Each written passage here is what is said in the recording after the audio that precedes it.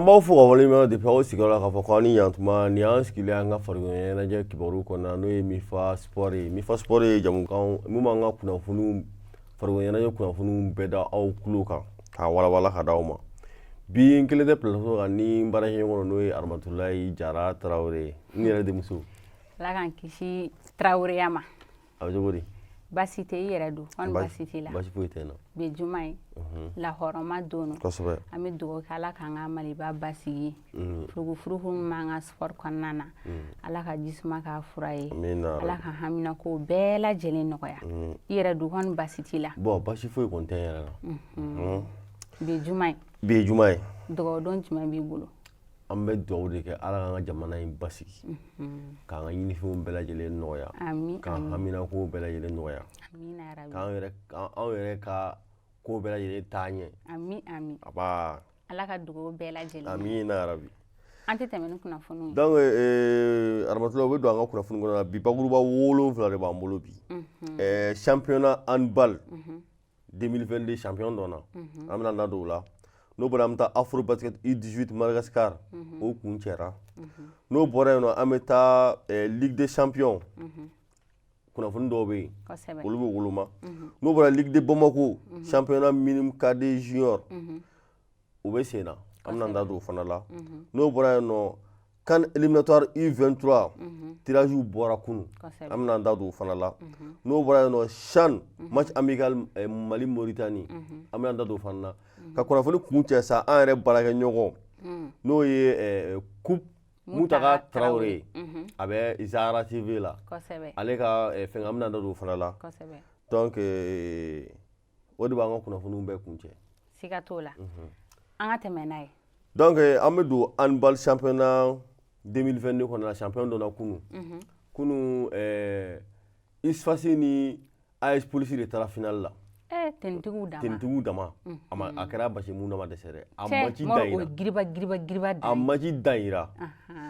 K'a maci dan u taara 2-2 na ka tila ka bolo la ka tila ka taa prolongation na mɔnɔbɔ la. Mɔnɔbɔ bannen ka taa tiro bi la. Handball tiro bi est-ce que nin tɛ ne siɲɛ fɔlɔ ye k'a ye. Tiɲɛna. Depuis 2011 ka n'a bila sisan nɔ. O kɔrɔ ye k'a gana ye. Donc o kɛlen kɔfɛ sisan nɔ AS Police de ye jɔnjɔn ta. Polisiw de y'a ta ka bɔ sɔrɔsiw ɲɛkɔrɔ. Sɔrɔsiw sɔnn'o ma. A maci dan yira koyi. Mais ni ne ka n'aw ko fanga bɛ sɔrɔsiw la ka tɛmɛ polisiw. Non fanga ko tɛ handball ye technique ni keguya ni et puis ça dit souvent fɛn bɛ discipline de ko fɔ souvent quoi. Parce que ni ko discipline sisan nɔ terrain kan n'i tilengala terrain kan dɔrɔn handball la i bɛ ci même sini bɛ se. Est-ce que y'a faamu? Fanga bɛ baara k'a la sa mais n'i tilengara a technique la dɔrɔn i bɛ ci terrain kɔnɔ quoi. Sinon kunun n'i y'a ta k'a jateminɛ kunun ISFASI tun bɛ se ka gagner. Mais ISFASI yɛrɛ ye bi mun cɛ AS Police m'o cɛ. Kunun n'i y'a ta k'a jateminɛ kunun ISFASI tun bɛ gagner facilement. Mais u ye bi mun cɛ u ye lɔbuw cɛ bon penalty caman jɛra. Tu as vu? Mais polisiw de ye sebaya sɔrɔ ISFASI. Voilà polisiw de ye sebaya sɔrɔ polisiw de ye sebaya sɔrɔ ISFASI. Voilà olu sera ka u jɔ u jɔyɔrɔ la surtout u ka fɛngɛ gardien n'o ka capitaine yɛrɛ ale sera ka i jɔyɔrɔ fa kosɛbɛ a ko ninnu na. An ka jan ka taa ja dɔw lajɛ ɲɔgɔn fɛ.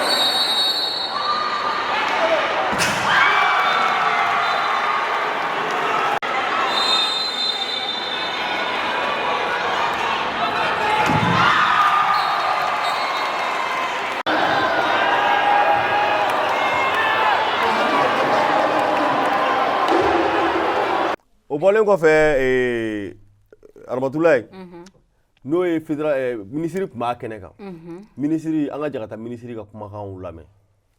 C'est de très bonnes impressions. Le handball depuis quelques mois maintenant nous montre des signes très positifs de bonne santé et aussi d'intense activité.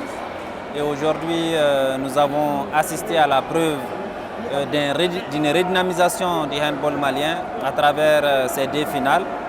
Et nous sommes rendus compte qu'il y a de très bonnes équipes.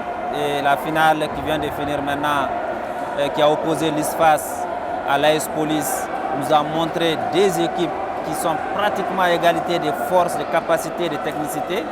Et comme le sport veut toujours un gagnant et un perdant, l'AS Police l'a emporté, mais au tir au but. Donc ça montre que nos équipes sont de très haute qualité et c'est la preuve aussi d'un travail de fond. C'est l'occasion pour moi de saluer le travail fait par la Fédération malienne de handball et tous ceux qui les accompagnent. Et nous sommes ici également pour témoigner aujourd'hui que le handball malien est en train de repartir sur de très belles bases.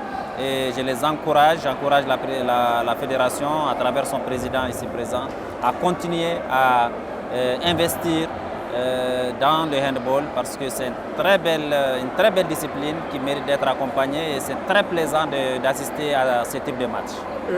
Donc notre accompagnement, il est ce que vous voyez, nous essayons d'être présents chaque fois qu'une discipline est en train de montrer les preuves de sa bonne volonté à l'épanouissement des jeunes qui la pratiquent. Nous accompagnerons toujours et aujourd'hui, je pense que le plus bel accompagnement, c'est que cette finale s'est faite dans la belle salle du stade du 26 mars. Et cette salle, c'est la première activité qui est menée dedans depuis qu'on l'a rénovée. Et je pense qu'on ne pouvait pas l'inaugurer d'une meilleure manière qu'à travers une telle finale. Si vous avez un message aujourd'hui, ça sera lequel? C'est à l'endroit de l'ensemble des disciplines, de l'ensemble des fédérations. Leur première mission, c'est l'occupation saine des jeunes qui pratiquent les disciplines. Je les engage, je les invite à mettre le paquet pour que les championnats continuent, pour que nous assistions vraiment à des compétitions dans toutes les disciplines. Parce que quand le sport occupe les jeunes, c'est le pays qui gagne et je pense que de plus en plus nous assistons à une très bonne santé de nos disciplines. Le ministère des Sports sera toujours à leur côté chaque fois qu'ils feront du bon travail et nous allons continuer aussi en tant que département à accompagner les fédérations. Et aujourd'hui, c'est le handball qui est à l'honneur et je profite de votre micro pour les encourager à continuer dans ce sens. Merci. Au bɔlen kɔfɛ ministre bɔlen ka kuma fédération président n'o ye commissaire colonel Cheikh Mohamed Chérif Tounkara ye ale fana ye dakuruɲɛ fila fɔ an ka Jakatu fana lamɛn. Oui, je dirais qu'on a vu deux matchs plaisants. Les matchs de dames, c'était aussi plaisant. Et on a vu la victoire de Missa Bougou, qui est devenue l'équipe championne de cette année. Ensuite, pour les hommes sont venus. C'était le combat des hommes en uniforme. Ça a été vraiment âpre. Vous avez vu, on est allé même en prolongation. Moi, c'est la première fois que je vois des tirs au but en handball. Donc ça veut dire que ça a été très serré. Nous, depuis que l'équipe actuelle est là, on est en train de mettre les conditions en place pour que les joueurs soient vraiment des gens prêts à se donner. Des joueurs ne s'occuperont désormais que de leur match. Donc tout ce qui est autour, ce qui est administratif, ce qui est organisationnel, on met tout en place pour que les gens soient dans les conditions idéales pour se donner. Et voilà les résultats, on voit des matchs plaisants et très durs. Le secret, c'est déjà l'entente qu'on a essayé de régner, que ce soit les anciens handballeurs, les bureaux sortants, les bureaux actuels, les pratiquants du handball. Notre relation avec le département des sports, le comité olympique, tout ça réuni fait que les conditions sont là pour que le handball aille de l'avant. Donc s'il n'y a pas de secret, c'est justement l'entente, l'union qui fait la force. Oui, effectivement, comme je viens de le dire, on a essayé de mettre toutes les conditions, tout ce qui est problème administratif. Par exemple, cette année, on a décidé que les licences soient gratuites. Donc c'était une première aussi. Ça a soulagé les équipes. Donc les équipes se sont concentrées à d'autres dépenses. que de fabriquer des licences. Donc on a décidé que les logements aussi soient adéquats et la restauration soit de qualité, les déplacements à l'intérieur de Bamako est assuré gratuitement par la fédération. Tout ça réuni bout à bout fait qu'on est aujourd'hui là et voilà, tout le monde participe, tout le monde est content et je pense que vous les journalistes aussi, vous ne direz pas le contraire. Inch'Allah, si Dieu nous aide, je compte effectivement sur l'accompagnement du comité olympique, du ministre des Sports et son département et aussi je demande le soutien de tous les handballeurs du Mali, tous les amoureux du handball pour qu'on maintienne cette discipline, on maintient cette cadence pour que bientôt on va décrocher des coupes au niveau continental. Merci. D'accord, au bolé Armatoulaye, on sera AS Police Kochi. Entraîneur. Aleni a capitaine. On a dit à tout le monde la main. Bon, nous sommes champions, c'est là-bas de soi, nous sommes là. Parce qu'il y a qui est baramingé, à n'a pas sur le doigt, à n'a pas sur le là. On est là. Nous satisfaisons vraiment par rapport à la prestation des jeunes. Nous sommes déjà bas de Bengambi. Et puis qu'à Koubou sera le champion, c'est vraiment quelque chose de positif dans le sport. D'accord. Mais là, ça, bon, d'abord, ça c'est l'organisation. Organisation a vraiment qu'à d'amener depuis le championnat d'amener. Il faut passer à Banroma. Organisation n'est pas à Manya. À Manya. Tiens, là. Les régions ont conditionné village internat là. Mais la Tarania y est mort vite comme ça. J'ai vu que c'est encore déplorable. Il y a beaucoup à faire. Il faut le Flana et mieux, ça c'est par rapport à l'homologation des matchs. Moi, si tu as match d'homologuer le papier d'IMA. Or que journée man bandron, match a homologué la fois ni gagnant ni perdant le papier de Mouhama. Mais au fond marqué. Donc il y a beaucoup à faire. Et de surcroît, vraiment l'arbitrage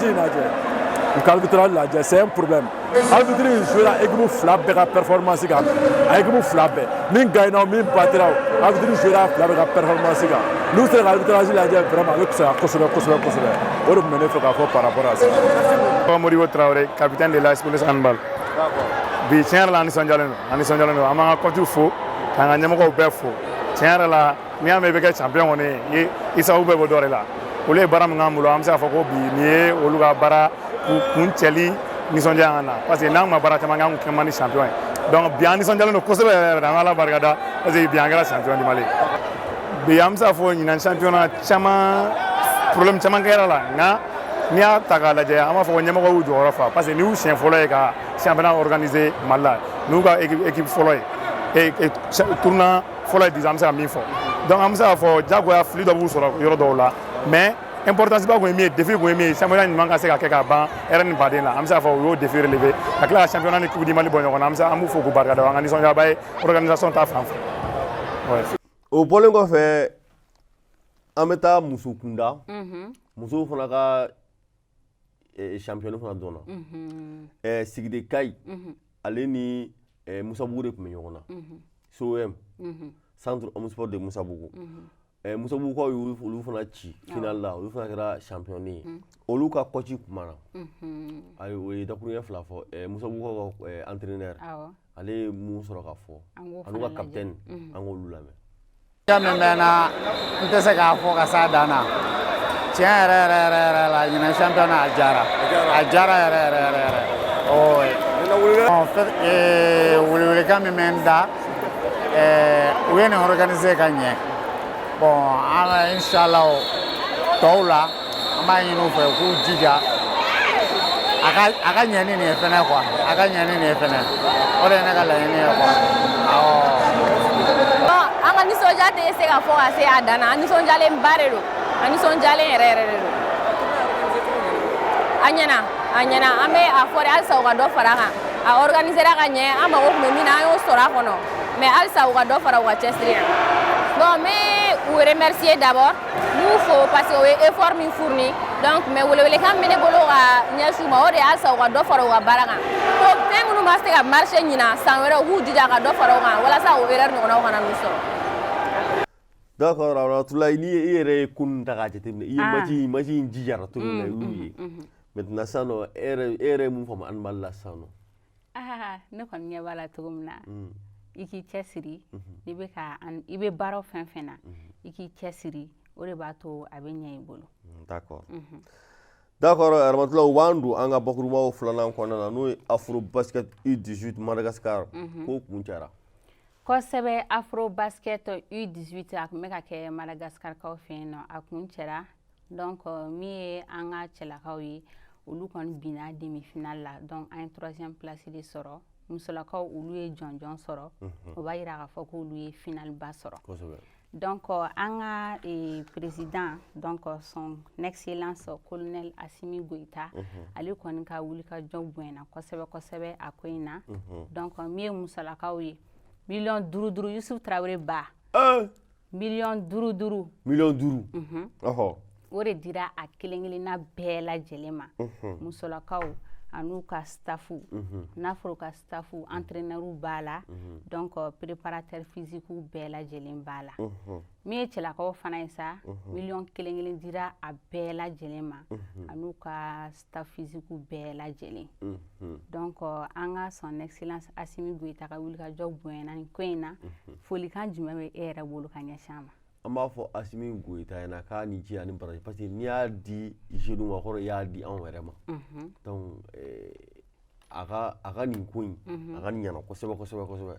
An ka foli bɛ son excellence Assimi Goïta ye kosɛbɛ nin ko in na n'i bɛ baara fɛn o fɛn na n'i bɛ encourager a b'a to i bɛ nisɔndiya wa i b'i cɛsiri o baara la donc information minnu tun bɛ Afro Basket U18 kɔnɔna na o de tun ye nin n'an bɔra yen an bɛ taa n'an bɔra yen nɔ an bɛ taa Ligue des Champions na ko kibaruya dɔw bɛ yen nɔ. An bɛ taa Ligue des Champions ale kɔnɔna na i ka dɔn k'a fɔ an ka champion o ye AS Manden de ye an ka championnat c'est Manden nin wagati na sa olu kɔni ka bɛ tagama na Libéria kaw fɛ yen nɔ n'i ye a ta lajɛ tournoi A4 de la donc min ye minnu mana kɛ vainqueur ye olu bɛ taa zone Afrique US représenter Coupe d'Afrique la Marocains fɛ yen nɔ donc n'i y'a lajɛ min ye AS Manden ale y'a ka bɔko fɔlɔ kɛ Yusuf Traoré ba bɔko fɔlɔ in kɔni na Manden ale ni Détermine GFC de kun karilen don ɲɔgɔn na Détermine GFC o bɛ Libéria le représenter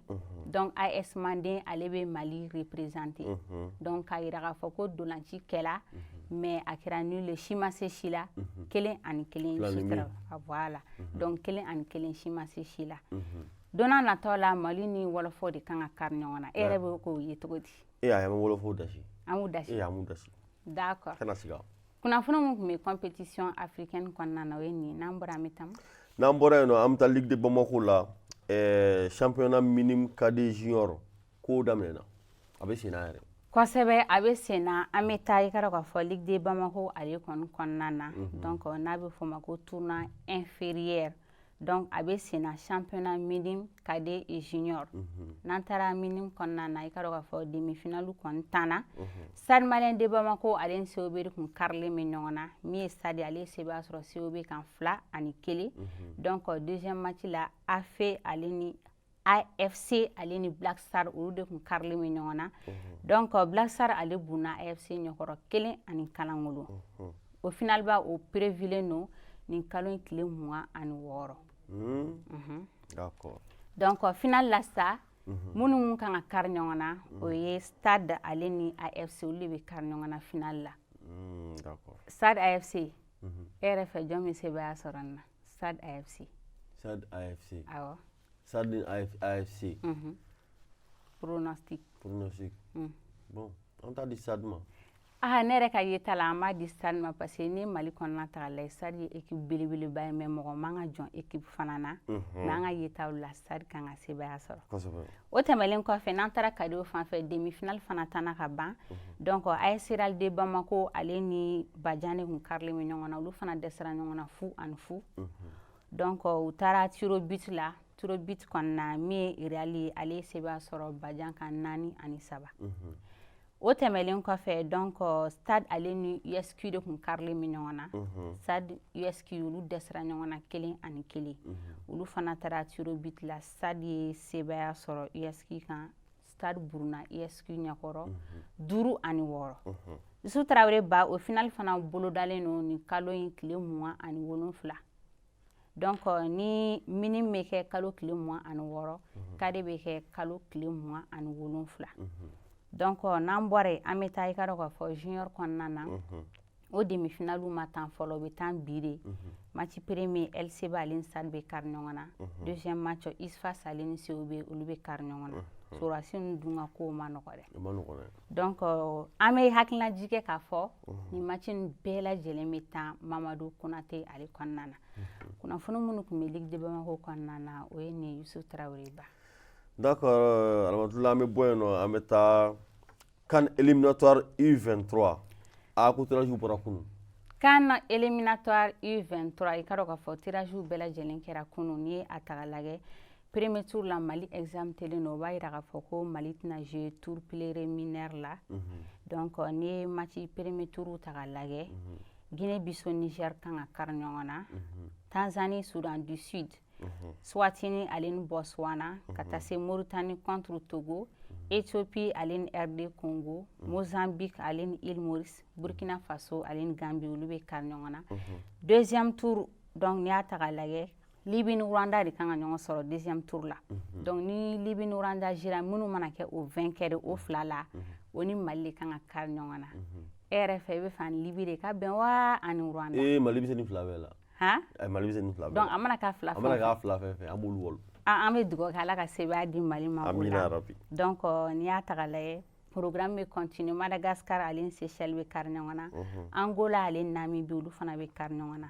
o tɛmɛlen kɔfɛ troisième tour o kan ka kɛ nin kalo in tile 26 ka taa se 28 ma o bɛ kɛ ale ye retour olu bɛ kɛ le 2 ka taa se le 4 ma kalo kura ka hakililajigɛ k'a fɔ troisième tour la Mali contre Sierra Leone o bɛ cogo di Mali contre Sierra Leone an b'o fana ci an b'o fana ci toujours an bɛ dugawu kɛ Ala ka sebaya di an ka ba Maliba ma Youssou Traoré ba kunnafoni minnu tun bɛ yen i ka dɔn k'a fɔ CAN U23 éliminatoire kɔnɔna na o de tun ye nin donc Ramatoulaye an bɛ bɔ yen nɔ an bɛ taa CHAN na match amical Mali Mauritanie a ka kuma cayara dɛ a kuma cayara CHAN match amical n'a bɛ fɔ a ma ko badenya ndolanci a bɛ ka kɛ Mauritaniekaw fɛ yen nɔ Youssou Traoré ba a ma nɔgɔya dɛ Mali y'a ka bɔko fɔlɔ kɛ wa Mali y'a ka bɔko filanan fana kɛ Mali ni Mauritanie kun karilen min ɲɔgɔn na premier tour la Mauritanie sebaya sɔrɔ Mali kan 1-7 nka a ma nɔgɔya les supporters karila ɲɔgɔn na u ye ɲɔgɔn sɛbɛkɔrɔ dasi u y'a jira k'a fɔ ko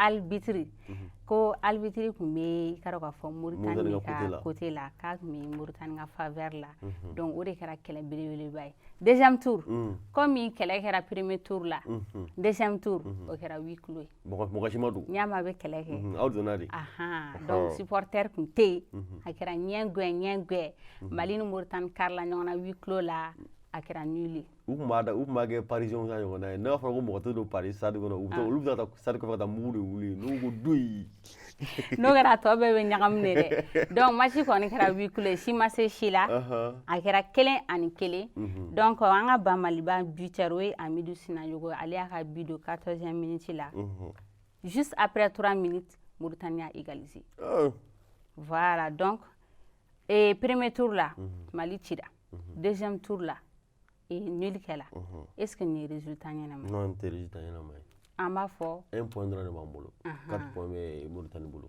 an b'a fɔ an ka dege karamɔgɔ ye a k'a lajɛ insuffisance minnu kɛra minnu ma ɲɛ a k'olu revoir walasa don n'a natɔ la an bɛ se ka sebaya sɔrɔ cogo min Mauritanie ja bɛ ka jɔ Mali yɛrɛ yɔrɔ dɛ depuis an bɛ mɔgɔ minnu ci 5 f'an bɛ ka olu ci 1 olu fana bɛ tila ka nul kɛ fo ka tila ka bi tuguni a gɛlɛyara vraiment u k'a jateminɛ koyi voilà n tɛ dan donc kunnafoni minnu tun bɛ CHAN kɔnɔna na o ye nin o b'o kun cɛ voilà an bɛ taa min sisan donc an bɛ taa coupe Mugutaka Traoré an yɛrɛ baarakɛɲɔgɔn Zahra TV de tɛ ale ka coupe bɛ sen na nin y'a 2e édition ye wɛnzɛn mais coupe in dabɔlen don denmisɛnninw de kama denmisɛnninw minnu peselen bɛ tɛmɛ kilo 50 kan est-ce que ni ye Musaw pese a bɛ kilo 50 bɔ Musafa hali Musa bɛ kilo 80 bɔ kana na ne kɔrɔkɛ dɔgɔya ne mun ye tan e fɛ ko fila de wa fila kɔnɔ min gila ayi a kaɲi ne bɔra kuma kɔnɔ d'accord n ye nin to filaw bolo voilà donc ko in parrain bɛ Umar Dafu de bolo a deuxième journée nin y'o kɔnɔna la poule A la o matchiw kɛra araba tɛmɛnen kalo tile 17 utu kalo tile 17 n'o ye Ajiso contre CSO ye kosɛbɛ o bana de la fila ni fila n'o bana ye Jigiya contre Samakɔden Jigiya ye 4 kɛ Samakɔden la 4 ani 1 n'o bɔra yen nɔ samedi don samedi sini kosɛbɛ oui sini olu kan ka ɲɔgɔn sɔrɔ sini olu kan ka ɲɔgɔn sɔrɔ voilà sini olu kan ka ɲɔgɔn sɔrɔ poule B la Kureshi ni AS Boari FC Kureshi ni AS Boari olu kan ka ɲɔgɔn sɔrɔ n'o bɔra yen nɔ Talent Foot ale ni Sefar olu kan ka ɲɔgɔn sɔrɔ troisième journée poule A la toujours CB Foot face à Jigiya ale ni nɛgɛ kanɲɛ 17 CSO contre Samakɔden voilà ni kunnafoni minnu bɔr'o la an n'o tɔ di limanaw ma ladenya kɔnɔna la o b'a to ni de b'a to ni de b'an ka jamukan kun cɛ folikan b'i bolo folikan bɛ n bolo Yusu Tarawele ba an bɛ an lajɛbaga bɛɛ lajɛlen fo maa ma y'i ka ci bila k'i sigi k'an lajɛ an ka foli b'i ye ni Ala sɔnna ma an na ɲɔgɔn sɔrɔ yan nɔ tɛnɛndon 18h wagati hakɛto bɛ kuma kɔnɔna na.